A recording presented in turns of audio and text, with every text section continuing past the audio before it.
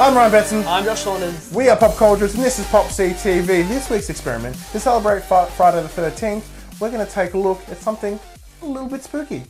We're going to look at what was originally a top 5, now top 4. Because movies based on urban legends. But there's one thing, we can't do it in this room.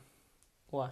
This room is look, it's bright, it's colourful. Yeah, well, we're talking about some dark shit, so we need the colour. No. Let's take advantage of that. Let's get out of this room. Let's go somewhere dark and scary.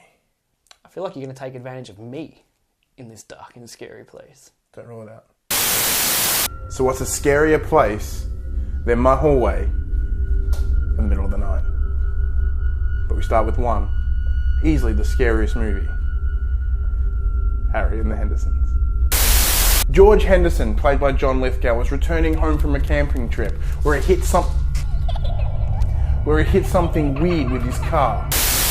George investigates and discovers they've hit something really weird. George decides to investigate. He wants to see what he's hit. Turns out it's a Sasquatch, or most commonly known as Bigfoot. And that's where this urban legend kicks in. Stories of a giant hairy creature that appears half man, half ape have been seen literally all around the world, with only one place being an exception. That's Antarctica. They have Yetis. Bigfoot is believed to be about somewhere between 6 to 8, almost at inches there. He's like,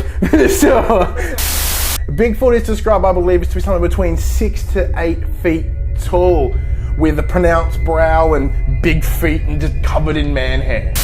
But however, it wasn't until 1958 when the Bigfoot rumours really started to hit. That year, a man named Gerald Crew discovered large footprints in a construction site where he worked in California.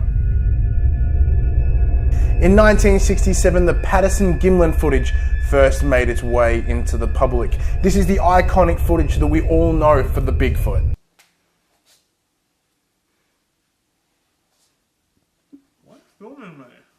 Believers in Bigfoot note the creature's inhuman way of walking is a major point towards the film being real. Time to get a little bit spookier. In 1992, we had the American horror film Candyman. The plot follows a graduate student named Helen completing a thesis on urban legends, where she stumbles across the Candyman. After many shenanigans and bloodshed, the Candyman was pushed into a bonfire and killed. During the encounter, Helen was fatally burned and succumbed to her wounds. The Candyman came. After many shenanigans and bloodshed, the Candyman was pushed into a bonfire and killed. During the encounter, Helen was fatally burned and succumbed to her wounds. The residents paid their respects at her funeral, with her friend Jake throwing the Candyman's hook into her grave, because that was a really good idea. Jake, well done. Afterwards, we see Trevor, Helen's ex-husband, grieving in his bathroom. In his grief, he says her names 5 times into the mirror, and she appears behind him, Candyman's bloody hook and all. The urban legend began when a black slave named Daniel Robertail was killed on a plantation. They say Daniel was a talented painter, and the plantation owner hired him to paint a portrait of his daughter. But Daniel and his daughter fell in deep love, and the plantation owner, racist as he was, raised an angry mob to chase him down. Armed with pitchforks and dogs, they chased Daniel down. They cut off his hands with a rusty chainsaw, covered him in honey, and threw him into a beehive to exact sweet vengeance. Daniel was in terrible pain and succumbed to his injuries, but not before cursing the men that killed him. They say his spirit will never rest and his ghost walks the earth for all eternity, appearing to those that say his name, Candyman, into the mirror 5 times. Candyman. Candyman. Candyman. Candyman.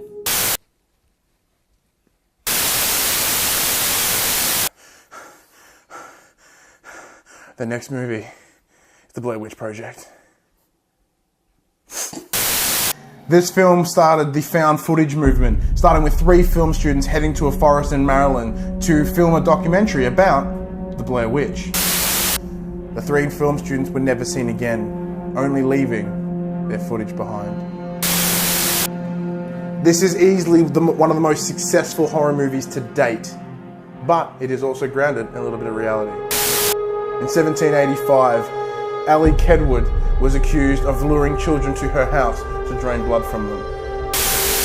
And as a result, Kedwood is found guilty of witchcraft. Here she was banished from the village to a forest during quite a pretty harsh winter, and we can assume she died.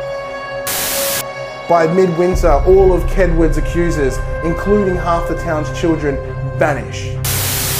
Fearing of a curse, whatever's left of the town, they flee. 11 witnesses testify to seeing a pale woman's hand reach up and pull at a 10-year-old girl from the Tappy East Creek. Her body is never recovered, and for 13 days after the drowning, the creek is clogged with oily bundles of sticks. 8-year-old Robin Weaver is reported missing and search parties are dispatched. Although Weaver returns, one of the search parties does not. The bodies are found weeks later at Coffin Rock, tied together at the arms and the legs, and completely disemboweled. A total of 7 children were abducted from the area.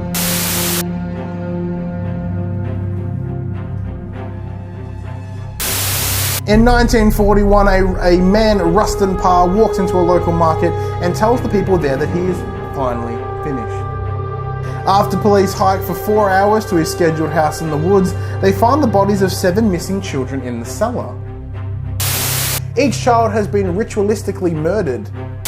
Parr admits to everything, but tells authorities that he did it for an old ghost.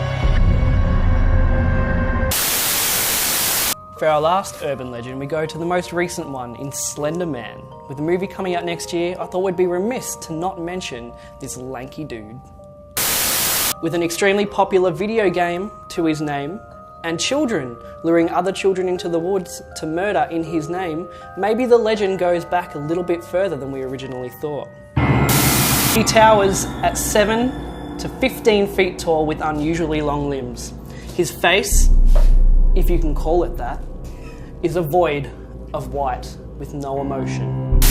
His arms, however, can stretch out and grab victims with his unusually long fingers. His arms, however, can stretch out to unusually long lengths, and he uses his talons, fingers, pointy, to tap at children's windows. American legend says he was once a man tortured viciously, beaten with logs, hung from a tree, and his arms and legs pulled from their sockets. When captured, you will wake to find Slender Man leaning over your body. He will ask you one question, and if you're lucky enough to get it right, he will only break your arms and legs. But if you get it wrong, he sticks his fingers down your throat and rips out your heart.